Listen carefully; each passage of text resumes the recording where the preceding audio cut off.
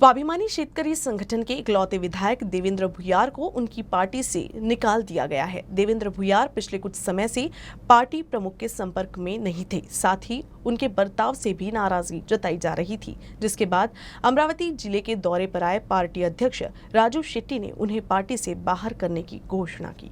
मुळात काल जे संघटनेतून माझ्यावर कारवाई झाली आणि संघटनेतून निलंबित केलं त्याबद्दल त्याच्या संदर्भात मला काही बोलायचं नाही। मुळात माझ्या मतदारसंघातले प्रश्न फार मोठे आहे। मी मतदारसंघ सोडून पश्चिम महाराष्ट्रात दौरे करू शकत नाही, त्यांना असणाऱ्या ज्या अपेक्षा ते पूर्ण करू शकत नाही। त्याच्यामुळे माझा मतदारसंघ बरा, त्या मतदारसंघ जनता बरा, त्यांचे प्रश्न बरे, त्यांचा विकास बरा, याच्या पलीकडे मला काही जोन तिकडे बोंब मारायचं नाही। मुळात मी 2.5 वर्ष जिल्हा परिषदेचे सदस्य होतो, त्यावेळेस मी कायम पश्चिम महाराष्ट्रात फिरत होतो। मतदारसंघात दुर्लक्ष झालं, मोठा मार तिथं राजकीयदृष्ट्या त्या भागामध्ये झाला बसला आणि मग मी माझ्या लक्षात आलं की आता पहिली प्रायोरिटी मतदारसंघात, कारण फार मोठे प्रश्न, सिंचनाचा प्रश्न असेल, विजेचा प्रश्न असेल, शिक्षणाचा प्रश्न असेल, हे फार आरोग्याचा प्रश्न असेल, हे फार मोठे प्रश्न गेल्या 10 वर्षाच्या दशकापासून आमच्यावर तोंड फाडून उभे आहे आणि त्याच्यावर लक्ष न करता या फालतू गोष्टीवर लक्ष ठेवणे, त्यामुळं हे कुठला नेता काय बोलला आणि कुठला विचार त्यानं कारवाई केली याच्यावर भानगडीत पडल्यापेक्षा मतदारसंघाचा विकास हे फार महत्त्वाचा आहे, ते बी त्या दृष्टीने समोर गेलेला। मी आज 1200 कोटीपेक्षा जास्त निधी मतदारसंघाच्या विकासासाठी डंकेकी छोट पे मंजूर करून मी आणलेला आहे आणि उर्वरित दिवस आहे, त्या उर्वरित दिवसामध्ये मोठ्या प्रमाणात निधी आणून त्या मतदारसंघाचा भौतिक विकास मोठ्या प्रमाणात मला विकास करायचा आहे। त्या अनुषंगाने आम्ही आता समोर जायला निघाले। स्वाभिमानी शेतकरी संगठन से निष्कासित किए जाने के बाद विधायक देवेंद्र भुयार ने अपनी प्रतिक्रिया दी है।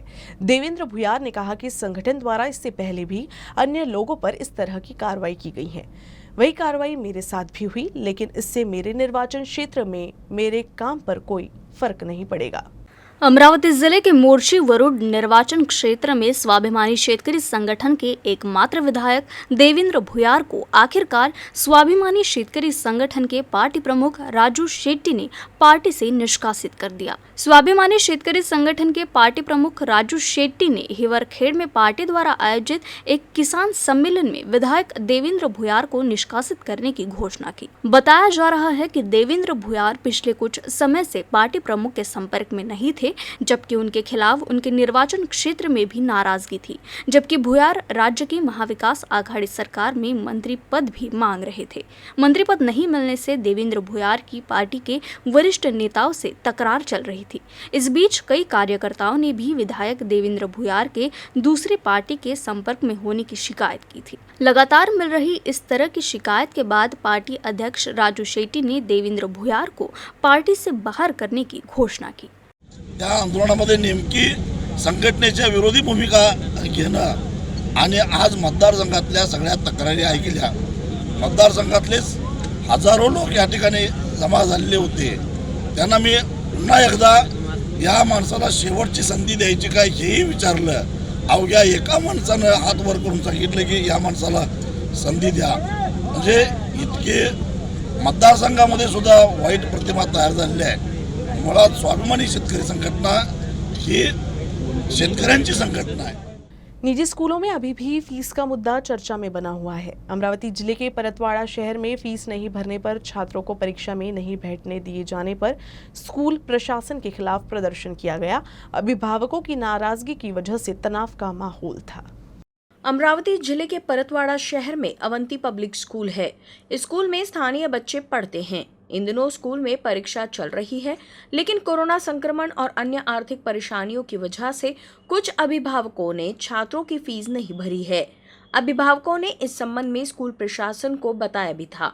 इसके बाद भी परीक्षा में कुछ छात्रों को नहीं बैठने दिया गया, जिसके बाद स्कूल प्रशासन से नाराज अभिभावक स्कूल में पहुंच गए और जमकर हंगामा किए। मॅटर असा आहे की शाळेतून विद्यार्थ्यांना सांगितलं जात आहे की जर तुमची फीस भरत नाही आहे तर आम्ही तुमची ओरल किंवा कुठल्याही प्रकारची परीक्षा घेणार नाही। हे कुठपर्यंत योग्य आहे हे तुम्हीच मला सांगावं। कोविडच्या महामारीमध्ये तुम्ही ऑनलाईन परीक्षा घेतलेली आहे म्हणता, परंतु ऑनलाईन ज्या पॅरेंट्सकडे 2-2, 3-3 मुलं आहेत ते कोणाकोणाला फॅसिलिटीज प्रोव्हाइड करू शकतात। या गोष्टी नाही आहे, हे शक्यही नाही आहे आणि ऑनलाईनचा आउटपुट काय आहे, विद्यार्थ्यांचा काही रिझल्ट नाही आहे त्याच्यामध्ये, विद्यार्थी डम झालेले आहेत। जर तुम्ही त्यामध्ये जरी असे म्हणत असाल की तुम्ही फीज नाही भरता आम्ही काहीच करत नाही, तर शासनाने दिलेले निर्देश कुठे गेले? संध्याकाळी फोन आला 5-6 वाजता मला, म्हणून आले बाबा की फी जोपर्यंत देत नाही तोपर्यंत परीक्षेत बसू देणार नाही असे म्हणून आले. फी भरा पप्पा लवकर. आता 2 वर्षापासून या कोरोनामुळं सगळे लोक परेशानीत आहे आणि कुठून फी भरणार आहे. आणि नाही फी भरली तर परीक्षेत बसू देणार नाही. नाही फी भरली तर परीक्षेत बसू देणार नाही असं म्हणतात. हा कोणता नियम आहे? बोर्डमध्ये पण नियम आहे. बोर्डचे एक्झाम झाले तर बोर्डमध्ये पण परीक्षा झालेली आहे. हे बोर्डची एक्झाम थोडी आहे. हे तर साधारण तोंडी परीक्षा आणि ओरल आहे ना. शासनाच्या निकषप्रमाणे हे जे चालू वर्ष आहे 21-22 शासनाने जे सूट दिली आहे 15% हे तर समजा पालक भरण्यास तयार आहे आणि भरणार आहे. आणि ज्याच्यात काही म्हणजे खूप गरीब असेल त्यासाठी मॅडम फॅसिलिटी देणार आहे. आणि राहिला म्हणजे 20-21चा 20-21साठी 2 दिवस मॅडमने मागितले आहे. हे 2 दिवसात आम्ही मॅनेजमेंटशी बोलतो आणि ठरवून देतो आणि जास्तीत जास्त जेवढा फायदा होऊ शकेल तेवढी फीस मी कमी करून देईल. मी मुख्याध्यापकांना असंच निर्देश दिलेले आहे की असा प्रकार घडता कामा नये. मुलांनी जरी फीस भरली नसेल तरी त्यांना परीक्षेला बसू द्यावे, त्यांना ओरल देण्यात यावी आणि ते त्यांनी मान्य केलेले आहे. शादी में दुल्हों को घोड़ी चढ़ते हुए तो सबने देखा है, लेकिन अब कहीं कहीं शादी से पहले दुल्हन भी घोड़ी चढ़ रही है. अमरावती शहर के दस्तूर नगर में रहने वाले देशमुख परिवार की बेटी भी घोड़ी पर चढ़कर अपने विवाह मंडप में पहुंची. ये शादी अमरावती में काफी चर्चा में रही.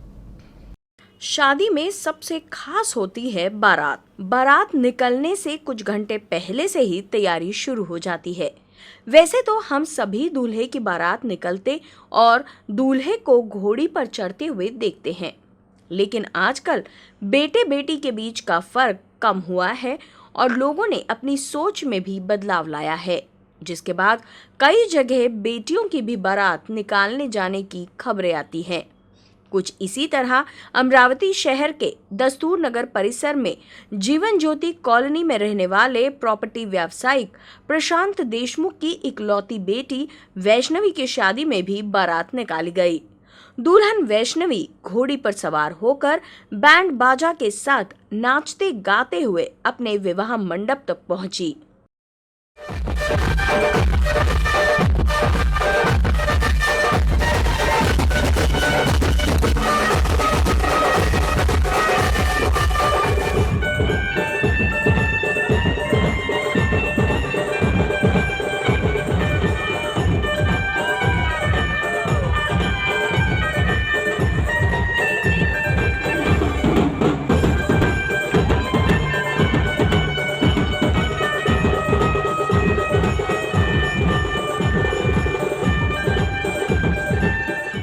राष्ट्रीय जांच एजेंसी ने जासूसी के संदेह में महाराष्ट्र के बुल्ढाना समेत गुजरात में कई जगहों पर छापेमारी की है.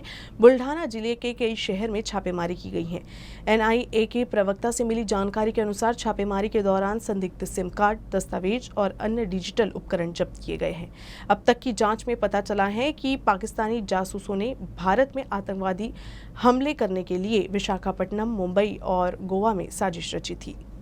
राष्ट्रीय जांच एजेंसी ने जासूसी के शक में बुल्डाना समेत कई जगहों पर छापेमारी की है.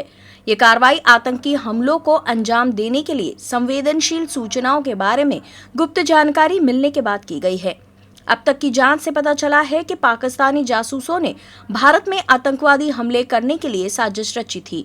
आंध्र प्रदेश की घटना में शामिल पाकिस्तानी जासूस ने इसके लिए अवैध रूप से एक भारतीय सिम कार्ड हासिल किया गया था. व्हाट्सएप की शुरुआत पाकिस्तान में बैठे लोगों ने की थी, जबकि ओटीपी भारत में भागीदारों द्वारा प्रदान किया गया था. इसका उपयोग रक्षा विभाग में लोगों के साथ संवाद करने के लिए किया जाता था. पता चला है कि इसके जरिए संवेदनशील जानकारियां दी गई. बताया जा रहा है कि पिछले 2 दिनों में बुल्ढाना जिले के कई जगहों पर छापे मारे गए हैं, लेकिन एनआईए ने छापे के सटीक स्थान को गुप्त रखा है. राजनीति में कोई राजा हरिश्चंद्र नहीं हो सकता, ये बयान शिवसेना सांसद संजय जाधव ने शेगांव में दिया है. उन्होंने कहा, मैंने बाजोरिया के बेटे को विधायक बनाया है. शिव संपर्क अभियान के समापन के अवसर पर शेगांव के दौरे पर आए जाधव ने पत्रकारों से बात करते हुए बयान दिया. खंडेलवाल और बाजोरिया व्यवसायी हैं, वो राजनीति में कैसे आए ये सोचने की बात है. मैंने बाजोरिया के बेटे को विधायक बनाया. राजनीति में पैसे के बिना कुछ भी संभव नहीं, ऐसा भी जाधव ने कहा. प्रत्येक पक्षाने आपली आपली वेगळी भूमिका मांडून आपला आपला पक्षाचा विस्तार करणं हा त्याचा अधिकार आहे आणि म्हणून शिवसेना सुद्धा भविष्यामध्ये स्वतःच्या जीवावर लढू शकते. त्यासाठी ती सगळी किमया चालू आहे आणि म्हणून गाव पातळीपर्यंत कार्यकर्त्यांना प्रोत्साहन देणं, पाठबळ देणं, त्याच्या भावना काय आहेत सरकारप्रती, सध्याच्या चाललेल्या परिस्थितीपेक्षा ते जाणून घेण्याच्या पार्श्वभूमीवर आणि संघटनात्मक बांधणी चांगली व्हावी या पार्श्वभूमीवर आमचे जबाबदार पदाधिकारी काय करतात, काय नाही करतात, सगळ्याला घेऊन चालतात, नाही चालतात, लोकांशी संवाद साधतात, नाही साधतात, या सगळ्या गोष्टी जाणून घेण्याच्या पार्श्वभूमीवरच राज्याच्या मुख्यमंत्र्यांनी हा एक शिवसंवाद दौऱ्याचा कार्यक्रम आखलेला आहे आणि त्याची जबाबदारी प्रत्येक खासदाराला विदर्भ आणि मराठवाड्यात विशेष या 2 विभागामध्ये सगळे आमचे 18 खासदार प्रत्येक जिल्ह्यामध्ये आलेले आहेत. माझ्याकडे डॉक्टर श्रीकांत शिंदे म्हणून आलेले आहेत, जाधवसाहेब आमचे इथले बुलढाणा वाशिमला गेले, त्यामुळं ही एक पक्षात संगठनात्मक ही एक प्रक्रिया. महाराष्ट्र को कृषि प्रधान राज्य कहा जाता है, लेकिन ये सिर्फ कागजों पर ही नजर आता है। महाविकास आघाड़ी सरकार किसानों को जीने भी नहीं देती और मरने भी नहीं देती, ऐसा आरोप पूर्व कृषि मंत्री और भाजपा नेता डॉक्टर अनिल बोंडे ने किया है। तेलंगणाच्या अर्थमंत्र्याच्या विधानात निश्चितपणे तथ्यांश आहे, कारण महाराष्ट्रामध्ये शेतकऱ्यांना या सरकारने सळो की पळो करून सोडलं आहे. एक तर दिवसा वीज नाही, रात्री 11 वाजता सुरू करतात, सकाळी 9 वाजता बंद करतात, रात्रीचं ओलीत कसं करावं हा प्रश्न आहे. आणि दिवसा जेव्हा वीज असते तेव्हा खंडित असते, सलग 9-8 तास जरी दिवसा वीज मिळाली तरी शेतकऱ्याला स्वतःचे पिकं वाचवणं शक्य होतं. आणि त्यामध्ये एकेका डीपीवर खूप सारे ट्रान्सफॉर्मर देऊन टाकले आणि त्यामुळे ट्रान्सफॉर्मर जळल्यानंतर 15-15 दिवसपर्यंत हे दुरुस्त करायला येत नाही. 80% वीज बिल भरल्याशिवाय ट्रान्सफॉर्मर दुरुस्त होत नाही. आणि खरं जर पाहिलं तर देवेंद्र फडणवीसांनी शेतकऱ्याला दिवसा वीज मिळावी म्हणून सोलरचा प्रोजेक्ट आणला होता. देवेंद्र फडणवीसांनी HVDSमध्ये एका शेतकऱ्याला 1 ट्रान्सफॉर्मर किंवा जास्तीत जास्त 2 शेतकऱ्याला 1 ट्रान्सफॉर्मर दिलं होतं. म्हणजे ओव्हरलोड व्हायची प्रक्रिया नव्हती, ट्रान्सफॉर्मर जळण्याची प्रक्रिया नव्हती. पण या सरकारने सगळंच बंद केलं आणि आज त्यामुळं शेतकऱ्यांना निश्चितपणे आपल्या पिकासाठी जीव धोक्यात घालावा लागतो, रात्रीचं जावं लागतं आणि ती दिवसाची वीजही धड मिळत नाही. आणि म्हणून शेतकरी कर्नाटकात जमीन घेत असेल असं जर मंत्र्यांनी म्हटलं असेल तर त्यामध्ये नवल नाही, खोटं नाही. हे सरकार शेतकऱ्याचं दुश्मन झालेलं आहे. अमरावती जिले के चिखलदरा तहसील के गंगारखेड़ा गांव में जल जीवन मिशन की पोल खुल गई है। ग्राम पंचायत के सरपंच और सचिव ने आरोप लगाया है कि जल जीवन मिशन के तहत बिछाए गए पाइपलाइन का काम घटिया दर्जे का है। जल जीवन मिशन का उद्देश्य राज्य के ग्रामीण क्षेत्रों में पानी की सुविधा उपलब्ध कराना है। बढ़ती आबादी के साथ पानी की समस्या भी बढ़ती जा रही है। कई ग्रामीण इलाकों में पानी की समस्या है और लोगों को पानी लाने के लिए लंबी दूरी तय करनी पड़ती है, लेकिन जल जीवन मिशन का घटिया कार्य जारी है। सरपंच और सचिव का आरोप है कि घटिया पाइप बिछाए गए हैं। सरपंच और सचिव ने आरोप लगाया कि पाइप सस्ते और घटिया थे। वही गांव में प्लास्टो पाइप की जगह सस्ते कंपनी के पाइप डंप कर दिए गए हैं।